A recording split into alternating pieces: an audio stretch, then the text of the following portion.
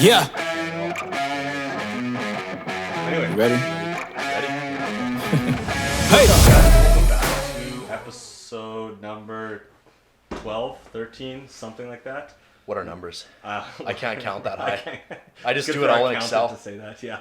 Excel does it all for me. I don't even know. All right, it's something like that. 12 or 13. I did an episode myself, so I don't know if we count that as a full-on episode. I was there. What are you talking about? Yeah, that's right. You were in your red tracksuit. I was, yeah. And it was then a good episode. it was a good episode. You told us about how you're getting your tattoo this week. Yeah. Right on my ass cheek. Ass cheek. We Yet should to know be determined which right one. or left cheek. I still need to go digging through to find my stat sheet. Yeah. 6 touchdowns. We know that. We know that. We know Steinbach. We just got to know where and what. But anyway, and then we also have, we'll touch on this later, our unreleased episode. Oh, fuck. That is literally going to be the unreleased episode. We might release some clips of that. But Teacher? No. Or Professor? Literally, I flipped. that is at most what we're doing. Yeah, I think we're going to keep that one out of the public eye just for a little bit. It was on New Year's Eve and we were all extremely drunk. when Yeah, we did some loose tongues on that one for it. sure. It wasn't good. There was like 16 of us around the table too. It was crazy, and there was actually a crowd. We had at one point there was about 20 people Buzzing. around. Yeah.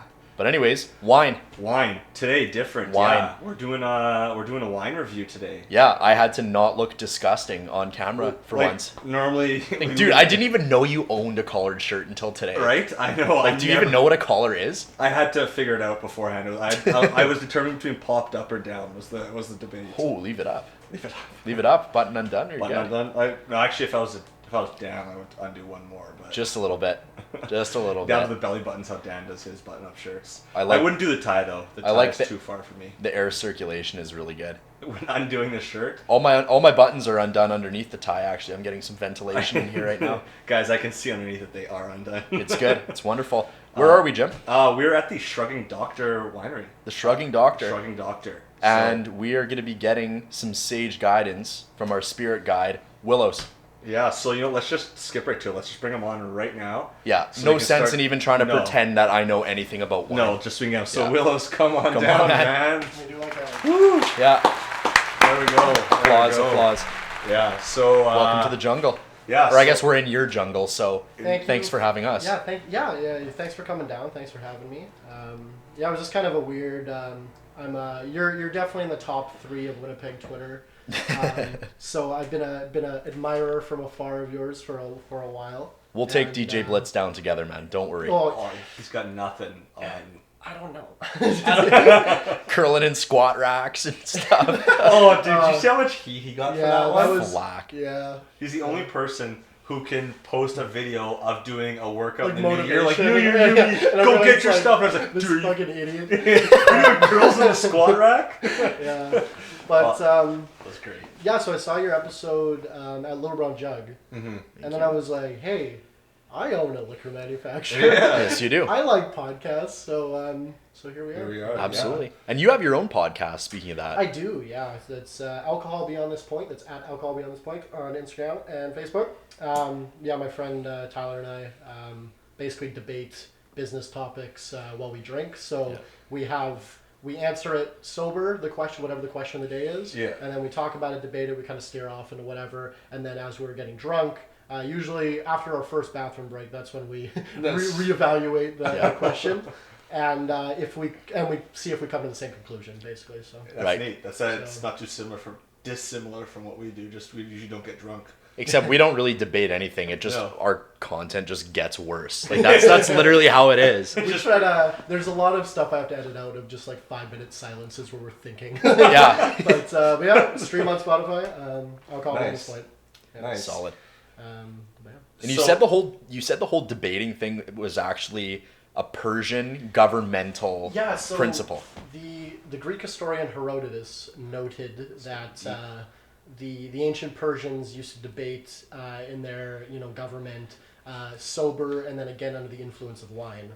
If they came to the same conclusion, Right. they would pass the bill, That's and incredible. if they disagreed, then they would keep debating it.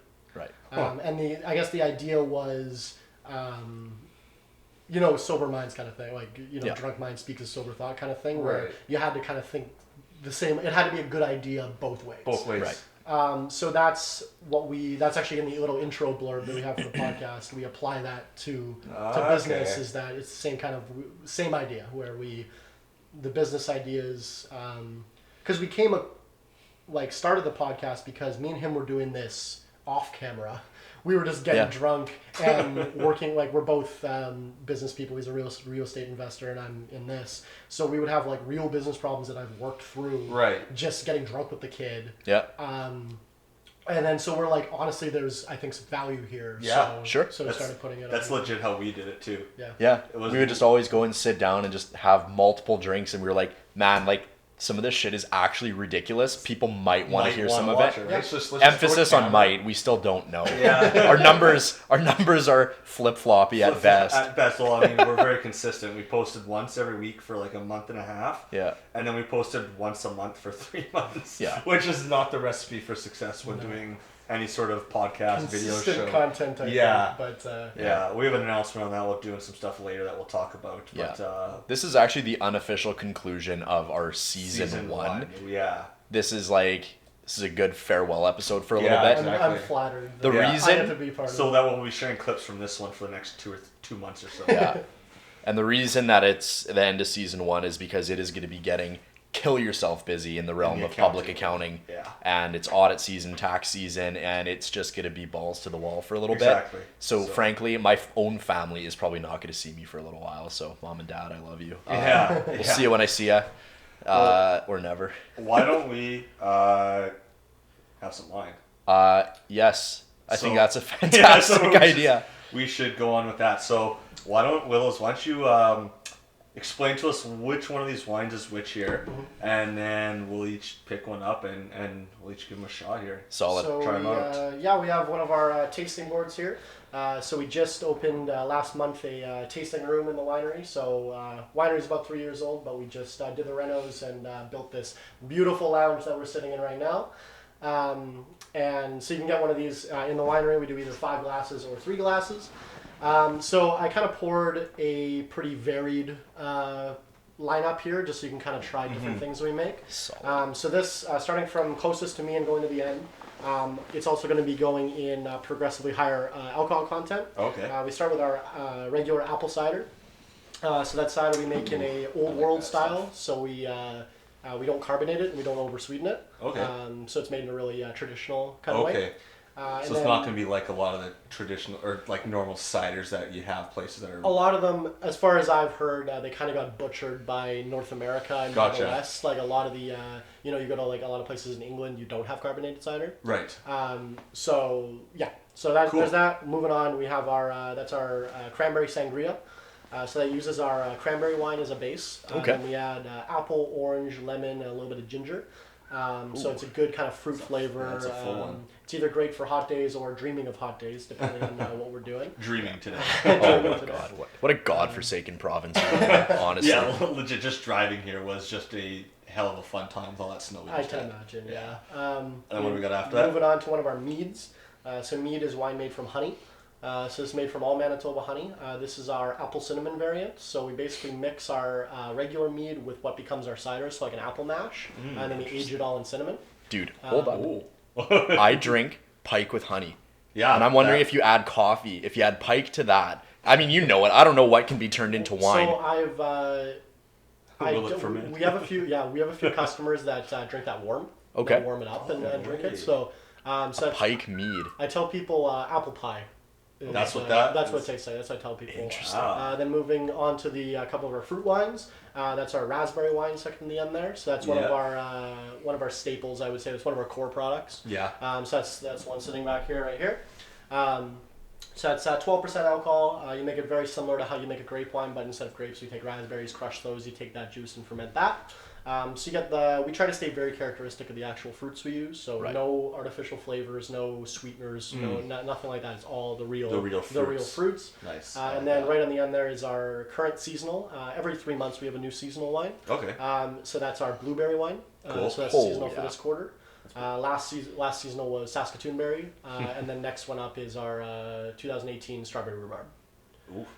Those are interesting. Yeah, that's a lot of definitely not the normal traditional flavors of wine. Yeah, those all sound. These delicious. are all the thing I like is these are all unpretentious. It's like here's a solid fruit and let's just make a wine. Like not posh at all. You know, I grew up in Winnipeg. Yeah. You know, I grew up, drinking Stone Cold and stuff. Like I'm sure. Oh my god. Like I'm sure a lot of us. The bottom of the barrel. I've only ever stooped to Bush personally, but and I've had my fair share of lucky. I think we're lucky in Manitoba because we're not held to any standards. Like I don't want. Okay, that sounded wrong.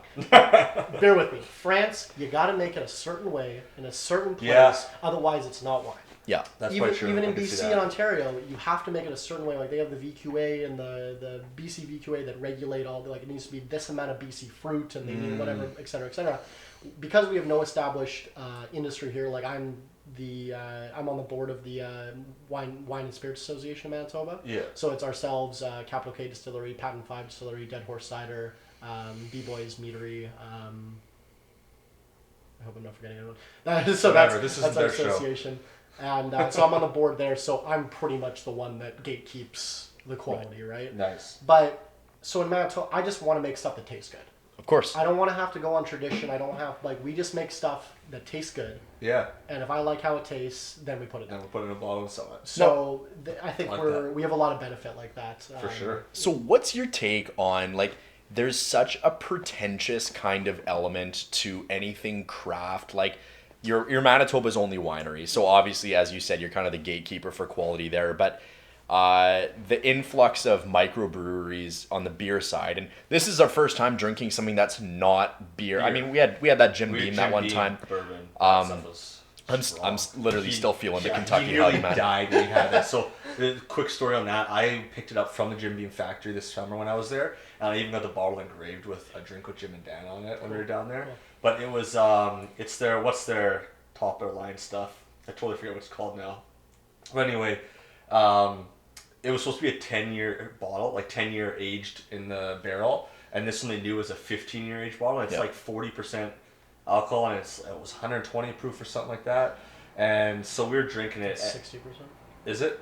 Proof is just double what alcohol percentage. Oh, is it? I actually didn't even know that. We learned something new today. Americans just invented it because Americans are so weird, Americans.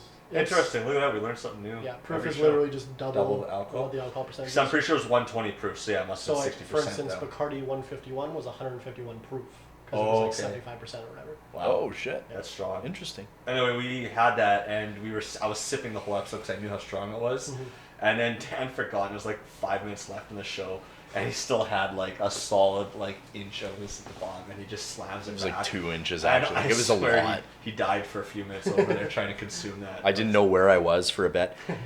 But anyways, so circling. Yeah, we should grab back. You know what? Let me just tie this up. Super pretentious craft beers. It's these people love these disgusting tasting beers that are so hoppy and floral and bitter, and they say that you have to be sophisticated to like these nasty things. I think, can we just admit, if it tastes like shit, it's just not good, regardless of the man hours that you put into it? I agree. Yeah. There's a lot of brewers that I know that preach don't let craft brewers put out shitty beers. Yeah. Because when people switch from Budweiser to try craft beer and they try a bad one, they're going to be like, oh, craft beers suck. Yeah. Right? So to protect the entire industry, don't release shitty beers is kind of the idea. And I try not to put out products that I personally wouldn't drink. Right. That's good. Obviously, wine maybe more so than beer. I think there's a lot, everyone's palate's different. Mm-hmm. Some people like dry, some people like sweet, whatever. So I think we have a lot more, we have 13 products right now, which I think is more than a typical brewery has. I would definitely think so. Most of them only have a couple, and then they release a seasonal or something like that. Yeah. So, I'm more obviously versed in the wine world than I am in the beer world, but I do consume a lot of beer. Right. There's a fair amount of similar processes that go involved, are they not? More or less. I mean, fermentation's fermentation, essentially. Yeah. We use different equipment, and we don't boil anything like you do with beer and stuff like that. So it's a little bit different, but for the most part, we also a lot of these products you see in front of you, especially the seasonal stuff. That's all been aged over a year. Gotcha. Sometimes more. The grape wines were 18 months. Okay. beers you can make and put out in a week. Yeah. Right? Yeah.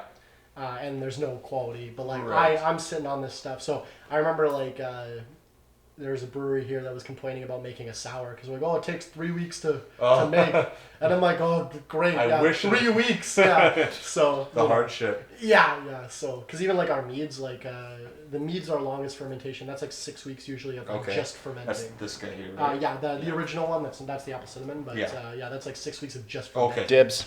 Sure. Well, let's I mean, you can take a sip and pass it down. Yeah, sure. I'm gonna start off with this the apple cider. Right? Absolutely. Maybe we'll well, cheers, man. Cheers. Willows, come on. Yeah, we'll grab one. Well, maybe So we'll share a yours little is bit the- because we share everything, right, Jim? Yeah. You do have Cheers. our water over there? Our water. Yeah, our water's just over here. I'm looking after it. So that would be the apple cider. That would be the apple cinnamon mead. Well, this is delicious. That is delicious. I've never had a mead before. That's why I was so chomping at the bit to try it. Yeah, it's mead's is definitely a unique product for sure. Honey's a weird beast to work with, but Mead's like a Scandinavian thing, isn't it? yeah. So our original mead is actually called Uppsala, which is named after it's I think second largest city in Sweden now, but it's one of the oldest civilizations in the world. Really? And that's actually there's debate, but that's some people think that's like the birthplace of modern mead was Interesting. Uppsala. And the Swedes, 1 minute they're making mead, and then all of a sudden they're making like furniture and glasses and stuff. What Yeah, the I'm pretty fuck? sure I saw in the glass it said like What a No, yeah, what a these are dynamic everything. what a These are- dynamic these are people, killer. the Swedes. I'll tell you that. I don't think these are international standards tasting glasses. Okay. So those aren't IKEA, but There we Okay. everything Everything else. else is IKEA. And then my Yeah. partner actually made these tasting The boards. tasting boards? Yeah. Nice. Sweet. Yeah. I was gonna ask because those are nice. I Yeah. assume they're just online. You could probably order a bunch of them, but Yeah. Yeah. Yeah. making them's way cool. Well, because we made them exactly the same size as the cups, right? So. Yeah, Yeah. to fit perfectly Sick. in there. So why are you called the Shrugging Doctor? Yeah. Like when if I swear to God, if I ever saw my physician, I'm like, Doc, what's wrong with me? And he's like, Yeah. I don't know. I'd be like, what the fuck? Like I'd be like, dude, no. Actually, there's a picture up on the wall there where I see a shrugging doctor, and that's my picture. Your Yeah. doctor looking like every There's time. there's framed pictures of doctors, famous doctors all here, and then one of them is the shrugging doctor. Nice. But Yeah, yeah, so why? we're so when I wrote the business plan, I was 18 years old. And when you're 18 years old and you walk into a bank and you say, hey, I've never had a job before, I've never run a business, I have no credit history, I have no assets, and I want to start a business without getting drunk is what they hear. Yeah. It's a little bit hard to get funding. Just a bit. Just could imagine so. So my partner and I started this business for practically $0, and we really had to kind of climb and claw and hustle our way to where we are today. Nice. And when I think of that kind of ingenuity and entrepreneurial spirit, if you will, I think of the doctor with a cart that went town to town selling elixirs that cure everything. Right. Oh, okay. Right. So we put a lot of our personality in the operation. I think there's too many, some French guy's last name with a vine on the label for wine. So I wanted something Like you mean every other wine? yeah, Every wine so ever. I wanted something that really represented number one who I am as a person and Yeah. as a business person, and something that would be like I know people that don't even know what we're about or don't even know our name really, but they're like, oh, the doctor one. Like I've heard that before, right? Yes. That's cool to have that brand recognition with the logo and with the name right there. Yeah, super cool. So it's it's too fucking late now. We can't change it. So, it's we're an institution now. Shrugging Yeah. Doctor Beverage Company, established 2017. 2017. Wow. 3 Yes, years sir. now. Yeah, we're gonna have 3 years next week. It goes actually. quick, doesn't it? I haven't slept in 3 years, No. but I've also been drunk for 3 years. For so, 3 years straight, yeah. can't It's all a complain. blur. It's all. It doesn't matter, but yeah. Well, you were talking about how in the summer times you're basically like your big thing is going to like farmers markets and Yeah, stuff like that. we actually got the laws changed last August. It would have been August 2018. So I got the laws changed that I could sell liquor at farmers markets. Nice. Because it was basically I'm like, okay, so I could sample, I just couldn't sell. So I'm like, okay, so I can sample this legally, I right? will gladly switch. I've had a lot more of I can sample this legally, right? They're like, This is yeah, the closest thing to communism I will ever engage in. Sharing wine. Sharing wine. fair point. Please continue. We've I'm like- shared way more than this. Just a bitch. I'm like, I can sell or I can sample wine legally here, yeah? They're like, yeah. And I'm like, and this is a venue that is, and like sometimes we go to venues that are licensed. I'm like, and this is a venue that's licensed, yeah? They're like, yeah. And I'm like, and they're licensed to sell alcohol, right? Yeah. And I can't sell alcohol? They're like, yeah. I'm like, does that make sense to you? They're like, no. I'm like, well, what are we doing? Yeah. So then the new formed LGCA, which is the Liquor and Cannabis Authority, they're the ones that actually do the regulation. Manitoba Liquor and Lotteries is the monopoly. They're very difficult to work with and seem to be out to get us. But I'm bound by litigation, can't get more into that. But LGCA, the regulators, seem to be going in a really good direction. That's good. They're operating their department. Their head of their kind of licensees told me she operates on a why not basis, where if they can't sit down and come up with a good reason why they shouldn't do this, then they won't. Then give it. Then they'll do it. So that's a good philosophy. I like that philosophy. Yeah, because some of the laws we have in the books were literally written during Prohibition. Like, I'm not even kidding. Oh, really? For instance, in Manitoba, we have to have a hotel if you want to have a beer vendor. Yeah. That's why every small town has. That's why every beer vendor. Think about one. Yeah, every beer vendor hotel. has super shady. Like, they have to have like 4 rooms or something. You have to Every have a small minimum. town has a bar with a vendor and 4 really crappy hotel rooms. There's one I could think of, and I don't know if it's a vendor, Why? but it's the Tuxedo beer store. No, it's beside a hotel. It's owned by the hotel. Yeah. There we have it. There we as have it. As long as you're on the same property. Yeah. Oh, they'll okay. all have it. Wild, man. And that's the law. And it's done. That's archaic, man. Correct. So there was a ton of stuff like that. That's just the one example I can pick up the top of my head, but there's a ton of examples of just stuff that doesn't make any sense. Huh. And so LGCA was only formed in 2014 when we started getting a little bit more deregulation in Manitoba. Which is why we have a ton of microbreweries, you were saying. That's correct, yeah. I like 2014 MLCC, Manitoba Liquor and or Manitoba Liquor Control Commission was doing regulation and selling everything, so they were regulating themselves, which is kind of sketchy, yeah, to say the least. So they split in 2014 into Manitoba Liquor and Lotteries and Liquor Gaming Cannabis Authority, or Liquor and Gaming Authority, which now is Liquor Gaming Cannabis since yeah. So when that happened, and there was like 15 licenses, that turned into 3. It became way easier to make alcohol in this province, and we got deregulation, and then 15 breweries open in 3 years. You know what? It's so good for the province, though, to have. And we still have a long way to go.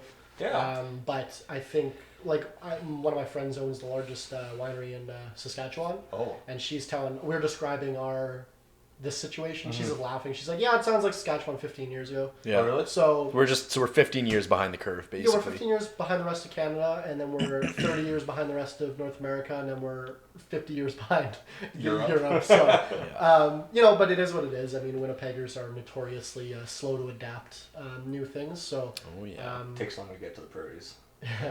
I'm going to be here. Stuck in the snow. We're doing some innovation, myself and my association. So we're gonna be here. They're not gonna take it from me.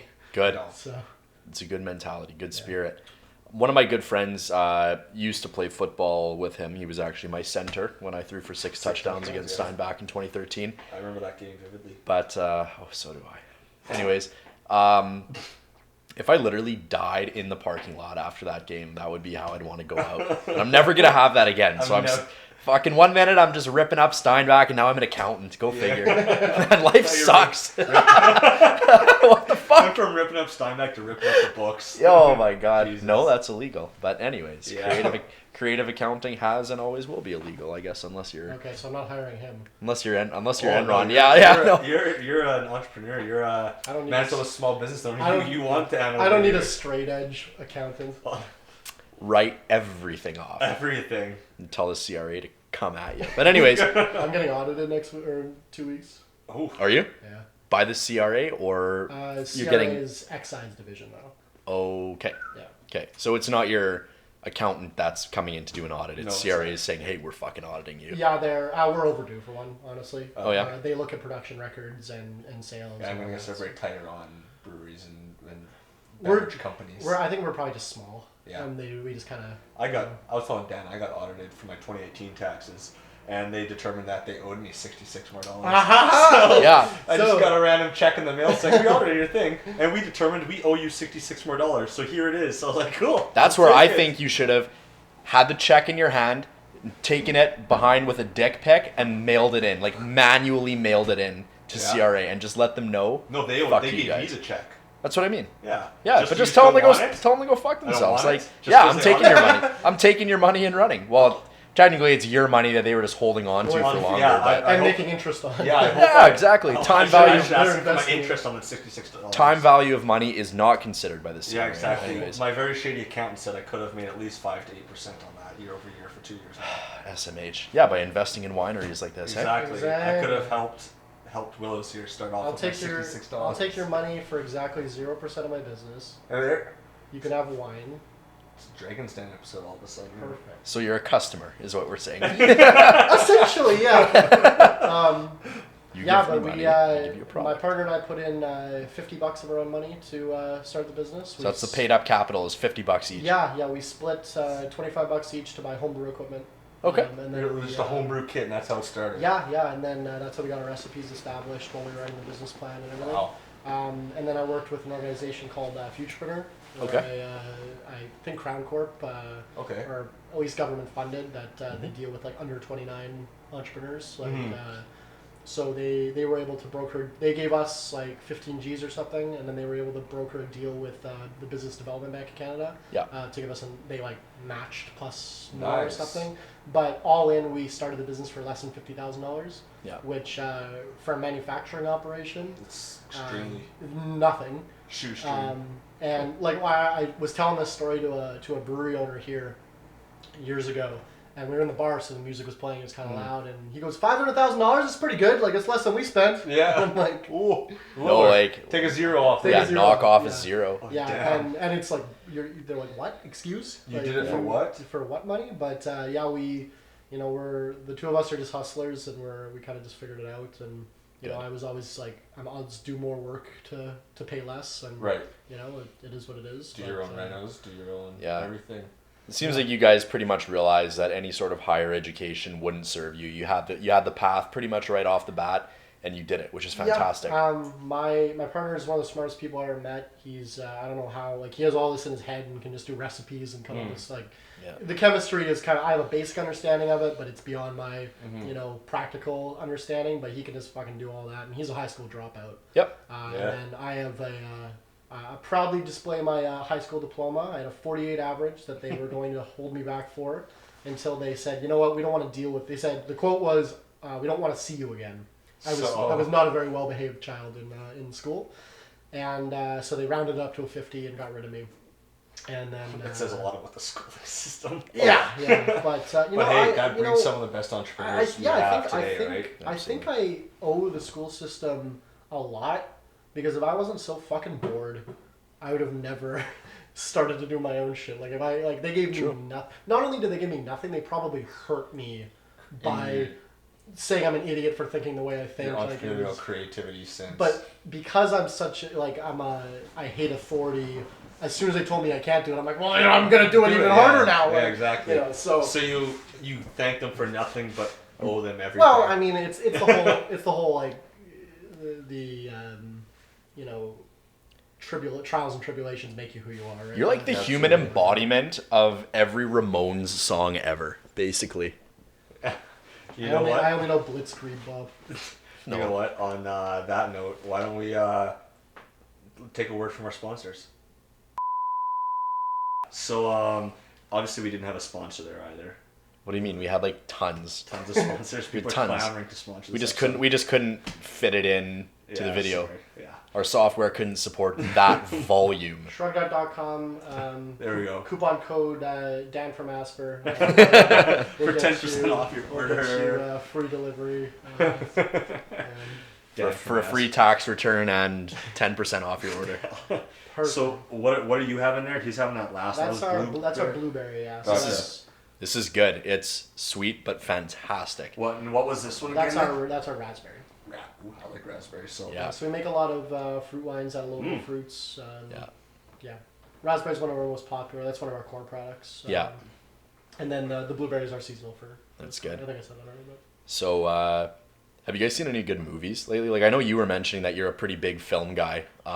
Yeah, I'm super big into film. I just don't have fucking time anymore. Yeah, no, that's how it is. I try to watch something like maybe once a week, just kind of decompress, you know. But yeah, burnout's a super real thing. yeah, Like, You gotta take time to take care of yourself when you're going as hard as you can every day. Yeah. And it can be tough though sometimes because you want to just fucking sit down, lay in bed, watch a movie, and do nothing. Yeah. But I always feel guilty doing that. Yeah, so do I. It can be so tough because you feel guilty, like I could be doing this and this and this and this, but I need to recharge. Because like especially with owning like my business, like there's always something I could be doing.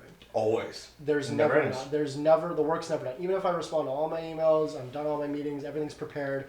I could now go make some sales. Like there's always something that I could be doing. You could always be doing more sales. You could always be cleaning up the shop. You could always be looking at ways to become more efficient. Or So forever. yeah, I get that all the time where I feel guilty for tough. not working. Yeah, right? it's tough to look past that.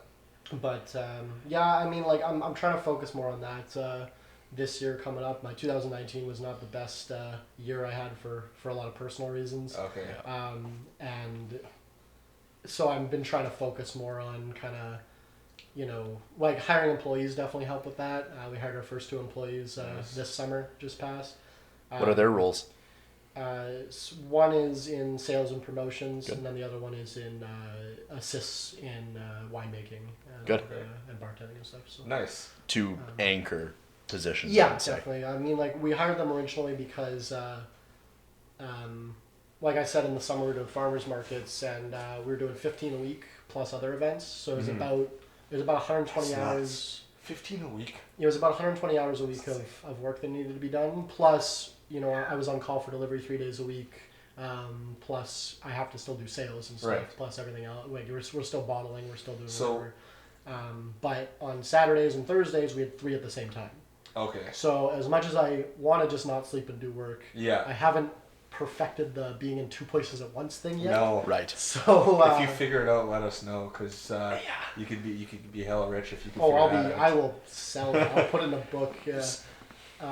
But yeah, so it was out of necessity. I had to hire someone to be in another place. Absolutely. And now we're doing a lot more liquor mart samplings as the market season went away. Gotcha. So we're doing about 2 a weekend, 2 on Friday, 2 on Saturday at different liquor marts around the city. Cool. Sometimes we do 3 depending on when stuff lines up. But you were talking about delivery. Do you deliver everything yourself, or do you use? we do. We're kind of shifting off of that. We opened a delivery service when we opened in 2017. And it was the most efficient liquor delivery service that the province has ever had. Now Skip the Dishes does it. Like we're on Skip the Dishes as well. No way, I did not. So I could skip a bottle of wine? That's correct. Yeah. Sick. Like a What is- bottle, and really, if we went to, it's just like shows your whole menu with your 15 wines or so, or whatever that's, you got. That's there. correct. Yeah. So what is it Skip's role to ID you when you receive the Yes. bottle of wine? Yes. And if you are not 18, then Correct. they cannot give it to you. Bring it back. Or even if you're intoxicated in your own house, they can't give it to you. Interesting. Wow, I don't know Interesting. if I don't know some of my Skip drivers would be able to figure that out. Well, yeah. But by the letter of the law. That's on Skip's end, not yours. That's So, but we also do have a delivery service. Okay. Up until we opened the tasting room, actually, we were doing it was within the hour, 7 days a week, so 6 to midnight. So I was on call 6 to midnight, 3 days a week. Me and my partner split the time week. up. But now that we have the bar open as well, I can't afford a delivery leaving. driver and a bartender. Yeah. Like we're not at that place right now. So we switch it now. If you order on our site, it's we deliver on Tuesdays. Right. Okay. Between like 4 and 11. And if or you 4 want and 8. now, you go if through you want it Skip. now, go on Skip. Gotcha. So you were asking a question. I just want to touch on the tasting room here first, and when you're open and stuff like that, and then we'll come back to your question. Maybe we'll talk a little about some other stuff for a bit. But Sure. So the tasting room, you have been open for about a month or so now. You said. Yeah, December 20th. December 20th. So. It's a tough time to open because it's obviously a slow time in the winter time right January now. is obviously slow. January, February, March for all hospitality. Yes. I remember. So we opened late January. Okay. In 2017, like January 27th or something. And when you open, there's obviously a lot of hype. So we had a good January, February because there was, there was hype behind it.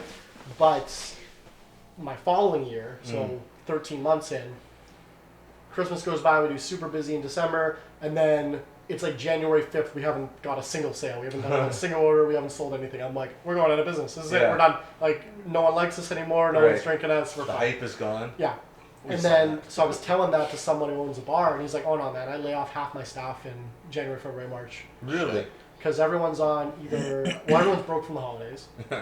People are on no dry January, New Year's resolutions, not drinking. Getting in shape. People leave. Yeah. Especially people that work, stuff in retail and stuff like that. They need to be here for Christmas because it's super busy. Yeah. January they take off. Yeah. So it's just hospitality all across the board. Restaurants, bars. It's always slow January, February, until the snow stops melting. Yeah. Starts melting.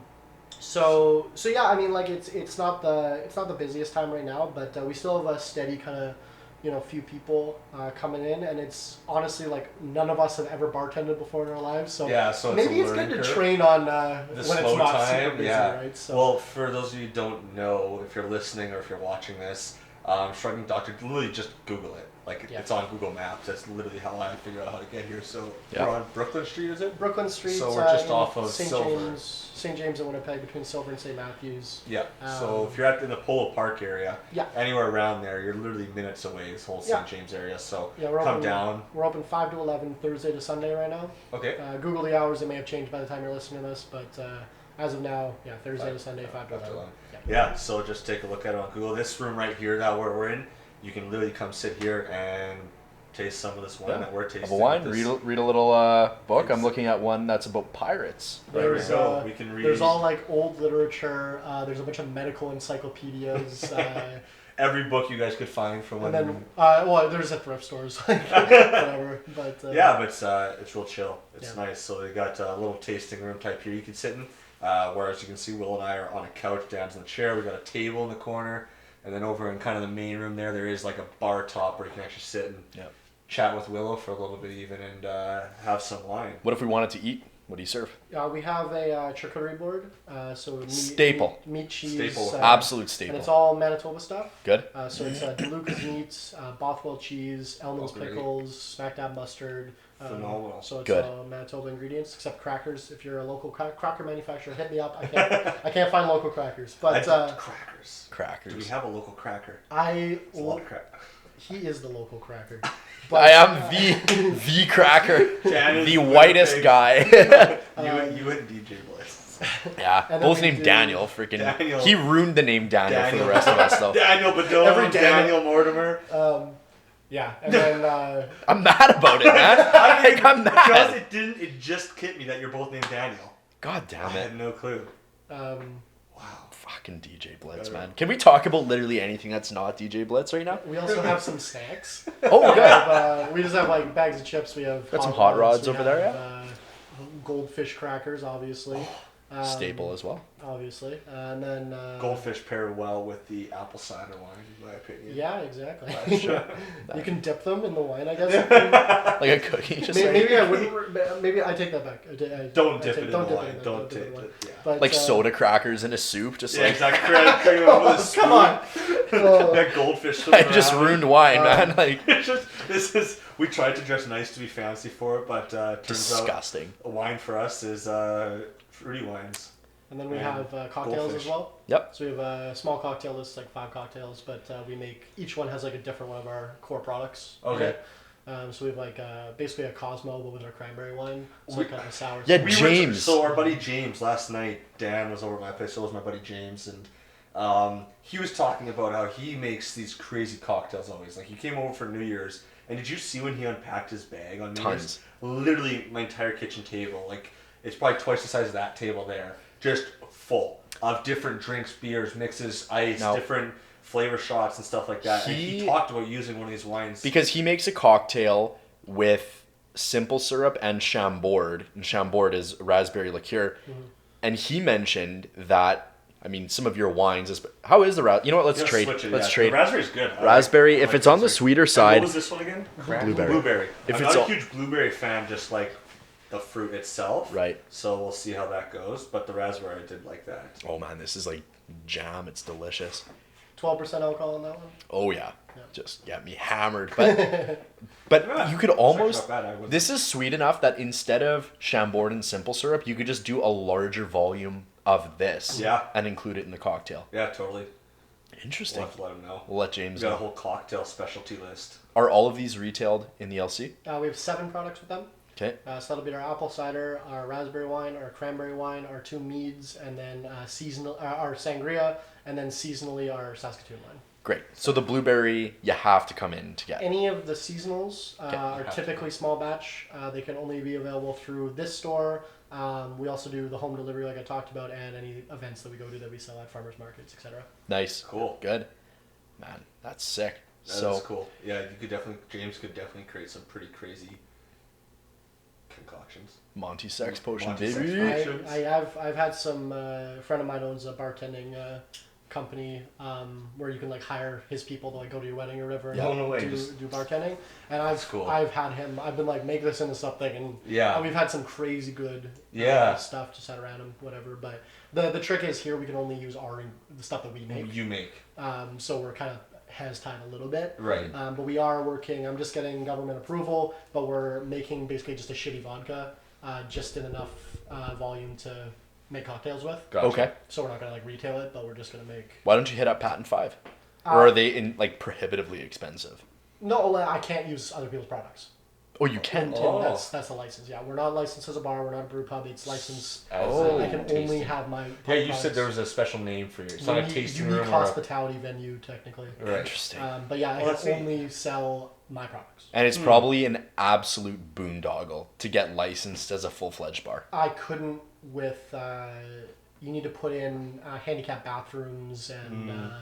I think you need a kitchen. Oh, Because jeez. you need prepared food. Yes. Because even the charcuterie is still considered snack food. Right. It's not Yeah. food. Yeah, you don't need a kitchen. But for if you want to have a bar license, you have to have a kitchen. Yeah. So So hold on, charcuterie is not food, so that means I eat it and it's no calories, basically. Is what I Exactly. heard. It's You know like what? it's almost like your Michelobs you had last night. Michelobes and charcuterie, I will lose so much You lose weight. weight eating it. That's and wonderful. Drinking it.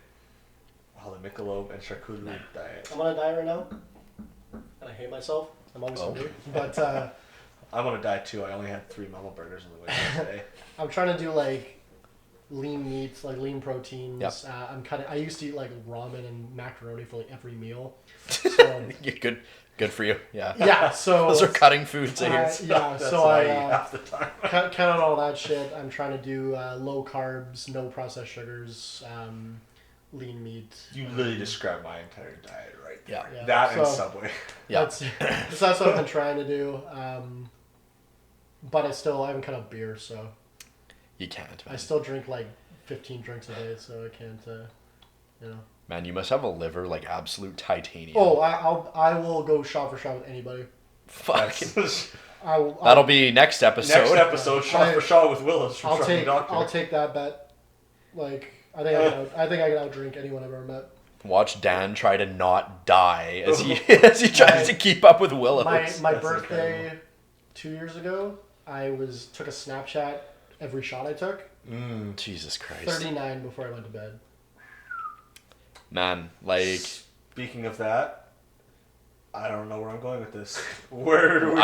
I'm stunned. 39. 39 shots. on my That's enough birthday. to like take down a small And then rhinoceros, man. I woke up and went Is to work that the next fact? day. I think so. Is that fact?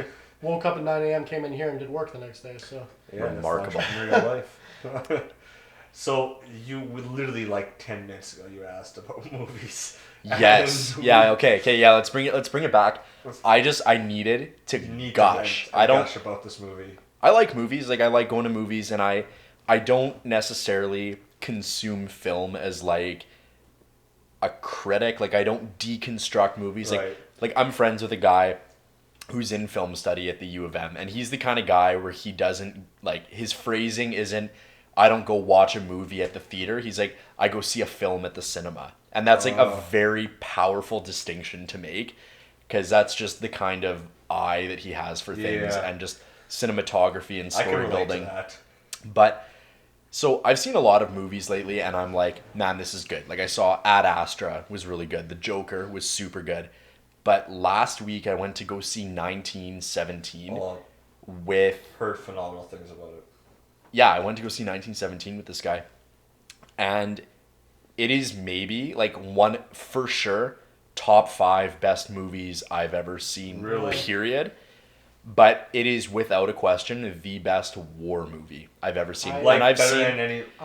I heard from a critic that I respect said it was the best war movie since Saving Private Ryan. That was the first one I was gonna say. 'Cause I would say, and I've seen Saving Private Ryan, and I think there's a case that it's better than Saving Private Ryan. Wow. It's better than Hacksaw Ridge, better than Fury, better than War Horse, better than Dunkirk. I liked Dunkirk as well. This is better than Dunkirk. And the reason why I think it's better, I think there's 3 reasons why. Like, I could go on for like tons of reasons why I thought it was Film good. review with Jim and Dan. Yeah, film Exactly. review. Basically, it's this. They had nobody actors in it because they didn't want to like break the Break the immersion blood. of the movie, because it's like Benedict Cumberbatch is in it for like 5 minutes at the end. He's like the general or the colonel that they get the message to, and Okay. it's like Benedict when Cucumber? yeah Cucumbers. Benedict Cucumbers The patch. most overrated veggie. Benedict Cucumber Benedict patch. Cumberbatch. Yeah, Benedict. Benadryl? I just call him Doctor Strange. Who? Benedict I never seen any Marvel movies. Cumber Snatch. Cumberbatch. Who's your favorite Marvel character? Lightning McQueen. I agree. It's my favorite Avenger. Okay. You see that Vine that's like Vine, but Wow. you see that Vine that's like it's like, is this guy cool? He's like, yeah, he's cool. He's like, who's your favorite superhero? He's like, Matilda. He's like, all right, he's cool. He's cool. Man, Vine. That's like. All right. I was just watching Vine compilations with my roommate last night. Those are great. We were drinking wine on the couch and watching. Are you on TikTok? I am familiar with TikTok. I am not on TikTok. Well, I made our TikTok page yesterday. DJ Blitz is on TikTok. Yeah, he is. We're gonna our entire objective is to just throttle DJ Blitz on TikTok. Yeah, if we could just somehow take him down. My cousin made a TikTok and it got he retweeted it or whatever. Like he Oh, yeah. reposted it. You know that video that he posted of him zipper merging? Yes. She took a shot every time he said zipper merge. Oh no. It was so funny. Yeah, I remember that one. Yeah. Fucking Blitz, man. I said we're not gonna talk about him anymore. This episode. I hope your audience is mainly this city because no one knows what you're talking about. No, exactly. No. And outside of the perimeter, nobody knows. we don't want to get him any more engagement than he already has. But I we're assure gonna you tag that. him in this, and he's gonna. Anyways, so 1917. 1917. 1917. So 3 things. They used nobody actors, and they acted it super well. Thing number 2 is how uniquely they filmed it. It looks like it's all one shot. It's commonly known that it's like actually 8-minute segments that they like stitch together and use editing to make it look fluid. Mm-hmm. There's only 2 times where you could like clearly tell that they're like, okay, they're changing the shot here. Is one of them is when they go into a dark area before they turn their flashlight on. The screen is pitch black. And then the second time is he gets knocked unconscious and the screen goes to black. But besides that, I could not tell at That's all. incredible because those 2 spots would have been done for a cinematic reason because to Yeah. try to portray what was going on. So if I get knocked out, Yep. if we're fighting right now and you knock me out and the camera's just like on me or something like that, Yeah. and you see me just pass out, the screen should go black to just emphasize what just happened. And Same to build the intensity of going into all of a sudden now darkness, like you have no clue what's going on. absolutely, like So you being a media creator, like you would really like to see Yes. like the way they did it. And thing number 3 too that I have huge respect for is that it's World War I and nobody gives a shit about World War I. It's all like, World War II stuff. Like it's like as a historical event, it's huge, and like it was like an absolute catastrophe for the amount of people that were killed in that conflict. But in terms of Hollywood, it's like World War II, World War II, World Yeah. War II. Like everything's World War II. And like I don't like a lot of war movies because it's always glorifying the United States and the military. And Yeah. Most of them are, yeah. You watch like Pearl Harbor and shit, and it's Yeah. like, Jesus Christ, like this is just like anti-Japanese Japanese, propaganda. yeah. Like It is, you know, man, and like- it's just like so much. There's, it's so much. Well, yeah, I think what's that tank movie with Fury. Tom Cruise? Yeah, that was just like join the army was pretty much the Yeah. underlying tone. I thought, right? Like so, I like the. Well, that's why I like Saving Private Ryan, where like no one wants to be there. Like Yeah. it's just like we have. It's not. They're not. Or The Hurt Locker is one of my favorite war movies. I haven't seen that one. That's Jake Gyllenhaal, isn't it? Yeah. Oh no! The Hurt Locker is the bomb The defusal bomb guy. defusing guy is- Jarhead is Jake Gyllenhaal. Yeah. Yeah. Yes, Okay. that's right. And Yes, of course. that's one of my favorite because it was like it's not a happy ending. They don't and it's like okay, we're going back to Iraq. Like they're bomb diffusers in Iraq. Okay. Or Afghanistan or whatever. That's the plot, and it's super depressing and like kids die and like fucking like it's not and it was apparently the director who was a Canadian woman actually. Got snuffed at the Oscars because that was when Avatar was up for an Oscar. Oh, man. So she lost fucking everything. But I think, correct me if I'm wrong, but I'm thinking like she's like anti-war, like in real life. And this was like Yeah. this is bad. We shouldn't be doing this. That was the point. Gotcha. Yeah. So, because a lot of the war movies, it's like I feel like it's a recruitment ad for It is. for the And U.S. military. Like this, yeah, in 1917 was definitely not like that. In fact, there was only like 2 scenes where people were actually like shooting at each other. There was like Really? there wasn't a lot of violence in it. There was like I'm not going to spoil anything, but it was just pretty accurately depictive of like how it was, like Right. how life just sucked and people were dying for no reason, and how it was just prolonged stretches of just Yeah. sitting in these shitty trenches doing nothing. And it was really, really good. Yeah. And yeah, and a lot of the character, there wasn't a ton of character development. There wasn't even like a ton of dialogue in Really? the first place.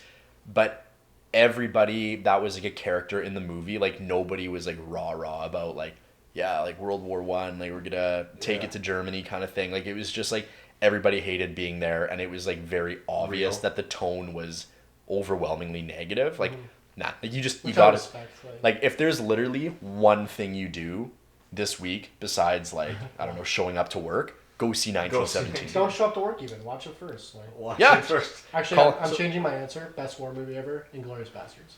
That's a good one. Accurate I haven't depiction. seen that in a while. Accurate depiction of World War II, I think. Yeah, very. That's how Hitler died. I'm pretty sure. Yeah, just getting Tommy gunned in the face, right? Yeah. Like Eli Roth. Like, Yeah. yeah. So okay. Christoph Waltz playing Hans Landa is the best movie villain I've Won ever an seen. Oscar for that. Christoph right? Waltz Should've. playing any villain does a good job. He's so He was a Bond villain. He was a good. Bond villain. He's He's a one of the Bond best villain. Bond He villains. just Which- like I think in that James, he didn't have enough to work with. Like No. it was bad writing in that film. What? But fucking Tarantino was a genius with writing, so Yeah. they work together so well. Like because you watch him in even Django Unchained when he's playing a good guy. Yeah. But he still has that kind of same Right. Edge to him. edge to him. Yeah. Speaking of that, I'm super pumped about the next Bond movie. Rami Malek. Yeah, and I mean Christoph Waltz will be in it again. Yeah. like but- a minor role. Yeah, like he's Rami like Malek locked will up. be the main bad guy, the Bond villain, and it'll be the last Daniel Craig one. So I know Daniel Craig, nobody liked him at first because the first blonde hair, blue eyed Bond when he first came up. But this is gonna be his 6th movie Yeah. in like 15 years or something like that, and it's gonna be his last movie. I haven't seen And- anything since like Quantum of Solace. I Yeah. think. Like, Oh no, there's Yeah. some good ones. I really like Skyfall. Skyfall was the best one Yeah, in my that opinion. one was long but really good. Casino Royale was also good, Yeah. but Right, We should yeah, anyway. We should move on. There's some other stuff that we talked that we want to talk about. yeah. Wow, they just like literally filled. Holy smokes, Wow. guys! Dude, Did we you were see just that? sitting here and all of us, I Literally- blink and they're full. Boom! Just So, like that. This is like 1917 where there was one continuous shot, right? Yeah, exactly. Exactly. What do we have now in front Yeah, of us? because that one's Coming- different. Coming from again towards me to you. This is our other sangria. This was our seasonal for the end of the summer. We still have a little bit left. We call it tropical sangria. So it's peach, pineapple, pear. Okay. Peach pineapple pear. Then that's the sangria we didn't finish. That's the other one I don't think you guys have tried it yet. No. Then that's our cranberry wine there. And then the one in the end is our seasonal raspberry chocolate. So we age our raspberry wine in real cocoa, so you get a subtle chocolate finish. Go in for that one, You Jim. know, diving in. I want to try this bright red one. There we go. That's a sangria. So that's cranberry, apple, orange. Nice. And then the other one is peach, pear, pineapple. Nice. Okay. Wow. Just diving right in. Oh, it smells Yeah. very like light. It smells good. It smells delicious.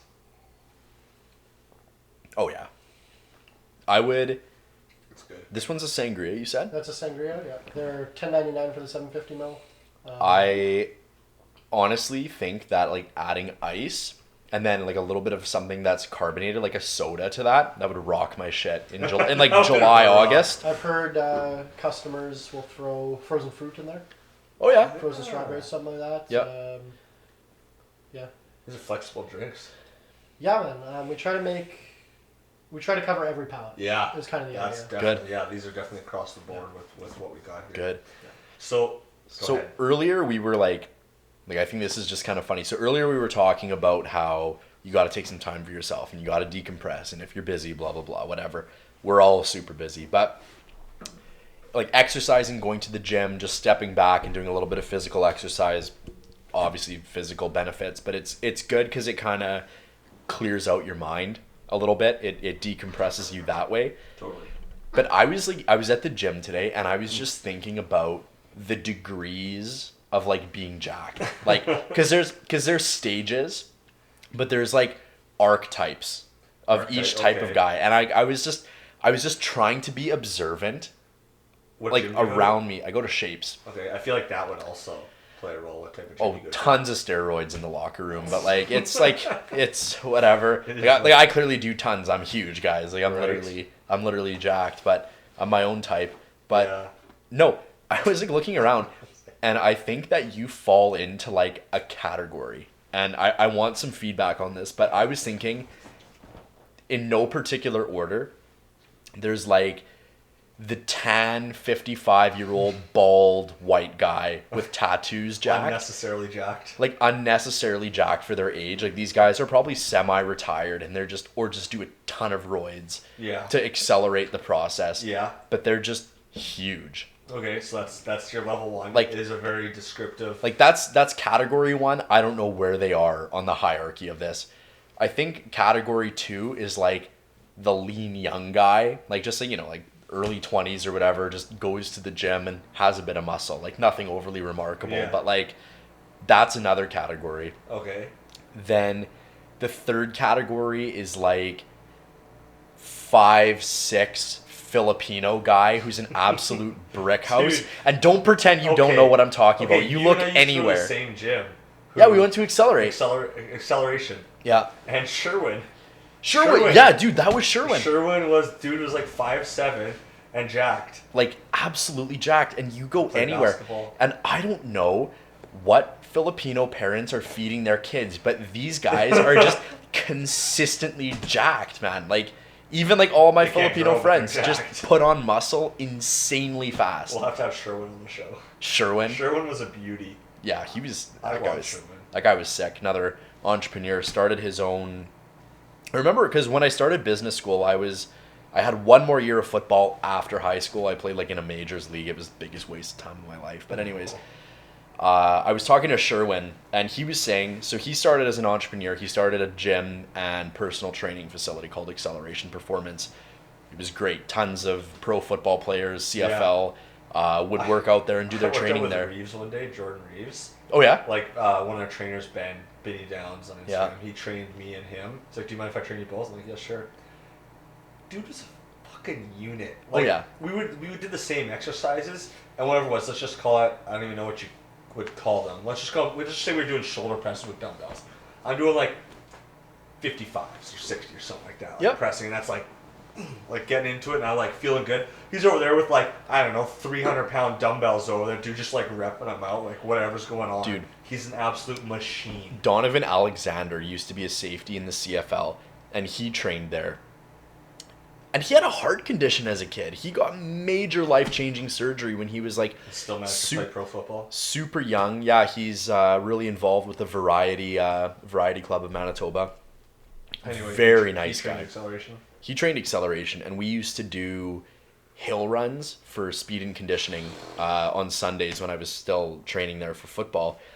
And, here's all these high school kids. We're like running up the hill, just gassed. And then Donovan Alexander would start after us. Like, after we already start running. He'd start after us, and he'd have like a weighted vest on. and this guy's just like, Blow just like past up you. the hill and just blew past us. And we're talking like he probably took like a 6-second wait behind us. So he had to make up like 50 yards of ground. It was insane. That's crazy.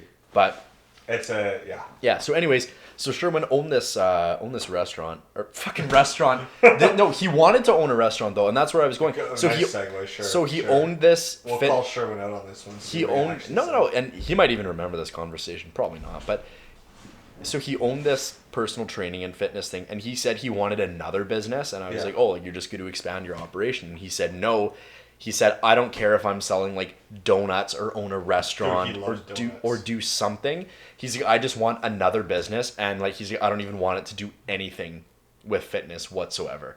Well, and it's like it's kind of donuts at that gym, so they did. They burn them all off, but it's like I just kind of find it funny that entrepreneurs usually it's not necessarily linear or consistent with what you want to do. It's like you see one thing, you like it, so you have a winery and you see it, you do it, and you're currently doing it right now. At least I think you are, or we're just sitting in a random building. But anyways, broken here. It looks like exactly. Yeah, I don't even know what this is. We're just sitting here. There's actually still a for lease sign on the outside of the building. And then let's say it goes well, and then you might exit your position here, or who knows what the future holds. But then your next business is something completely unrelated. Yeah. I I wouldn't necessarily. I would say I'm a passionate person. I don't think I'm necessarily passionate about wine. Maybe about drinking, but Yeah, I think that's about right. This was never like a lifelong 6 years old. I want to be a winemaker. That was never. I'm passionate about innovation, about business, about doing it different. I like winning. I like proving people wrong. This is probably one of the hardest. I can do manufacturing firearms with less scrutiny. I think this probably liquor in this province is probably one of the hardest things you can possibly do. Mm-hmm. So number one, my resume is, infinitely. As long as I don't fail spectacularly out of this, but I don't know if you saw it on the way to the bathroom. I have a wall of just newspaper articles and stuff that we've been in, and it's like when you Google my name, there's 10 pages of Google of, millennials corner the wine market is one of my favorite ones, shit like that, corner the wine. Yeah, where it's literally stuff written by a boomer. Oh yeah, definitely. Okay, but boomer. it's okay. Okay, boomer. But it's like we're making. That's what I care about. And especially in a world where I didn't even pay myself a paycheck for 2.5 years. Yeah. That's how I got paid. Was I can kind of jerk myself off a bit by getting in the news, and it's that's my gratification. It was look at whatever. But I think that's more what I'm passionate about rather than this specifically, right? Right. Yeah. And I think that's a lot of entrepreneurs is they're, they want to get something done, but it's just more situational than it is, a plan set in stone. Yeah. Right? For sure. Yeah. We in typical I Drink a Jim and Dan fashion have gotten way off topic from the initial start. Correct. You were talking about 5'6" Jack Filipino. I don't know what his point was there. I'm just saying there are stages and there are types, and you will see these types everywhere you go. Keep your eyes open. I don't know what the other types are. I think then there's old man strength. That's not really a category, but it's I go to the gym. Every guy gets it. I go to the gym with my dad usually on Saturdays. That's our thing. We try to do a workout together on the weekend, and as I've progressively gotten to better shape and I've progressively started lifting more weight, it doesn't matter what stage I'm at. He will consistently for 1 or 2 sets always lift more than I can. Yeah. I don't know if it's just being your dad. I was gonna say, I don't know if it's just a thing as a dad that you are biologically incapable of allowing your son to be better than you at something. Lifting a car off your baby thing. Yeah, it's you can't be better than me. Well, he's a competitive dude too. I know my dad, if he was to run a 40, would get a time of X. But if it was immediately after you ran a 40, he'd run faster than you. If it was a pickup soccer game and there's a ball 40 yards out up there and we're both running for it, he'll do it faster. He would do it twice as fast just because I'm there. Even though the last time he died after the 40 because put everything into it. It's just that competitive thing and just I think there's something to be said about doing it against your son. Oh yeah, Jim Senior. Yeah, it's it's something. I don't know if this is really the same thing, but I won't get too specific because I don't think he probably doesn't want me telling this story. But my friend of mine was working at a large company, we're talking billions of revenue, and his father was a vice president for the same company. That's how he got the job when he was 17. He just he's in his early 20s or whatever, and he hated it because it's a old company and they're like very set in their ways and they don't, whatever. Yeah, I know the type. And he was like innovating. He was like, hey, if we make an algorithm, we can do this way more efficiently, whatever, and doing that stuff. And someone took him aside one day and was like, hey, I like you, so just to let you know, you can never progress farther than your father is. Like, you just won't. Like, he was like, I'm just being real with you. We won't promote you past where he is. So you're going to be in your position. Basically, and he doesn't work there anymore. He quit. Yeah. But that was kind of the idea. This kind of relates, but not really. Yeah, it's like, it was the idea that, like, because it was like this old boys club, this old company, you probably see that a lot. You couldn't outshine your father, and they wouldn't let it. They wouldn't let it happen. Even if it made the business better, they wouldn't let it happen. Yep. And one of my fucking things I hate is like, well, this is how we've always done it, so this is why we're going to do it this way, right? I hate that. Well, I've changed. I have thrown... I hate that. I think writing business plans is stupid. We have changed... We have thrown out the entire plan and changed everything 6 times in 3 years, probably. And completely pivoted and done completely new things. For instance, the raspberry wine we have here we were originally buying raspberries to make some sort of cooler, like something like that. Yeah. We're like, we'll make a real fruit juice cooler, like that'll be good. But the taxes on coolers is higher than wines for whatever reason. Really? And it makes a lot of sense. Made the product not feasible anymore, so we pivoted and made wine out of it. There you go. Could you go to the LC or whoever's retailing your wine and say, with this product, can you post a note? And on that note, you could say something, use it like a cooler. Or you could do X with it and it'll be good. That's similar to what we do with our sangrias. Okay. Sangrias are marked up like wines. Yep. But they serve the same market category as a cooler buyer would also buy a sangria. Correct. That's true, right? So you have to get creative like that. But that wasn't in my fucking business plan. Right. No. Like, I didn't know anything about that. You gotta adapt and shift. You have to like things move very, very quickly these days. Where you should have somewhat of a plan of what you want to do, but you have to be so ready to just all of a sudden something happens. Whether it's literally could be like a new app comes out or the market change, a new law comes in where you have to be able to pivot on the spot and go, okay, we can't do this anymore. We have to go this direction. Well, I think a lot of people have some cost fallacy as well with their business. It's like, well, I've already put so much money and time into this. Yeah. We got to keep doing it. Yeah. And then I think that dooms a lot of people, like that kind of thinking. Like, oftentimes very late though.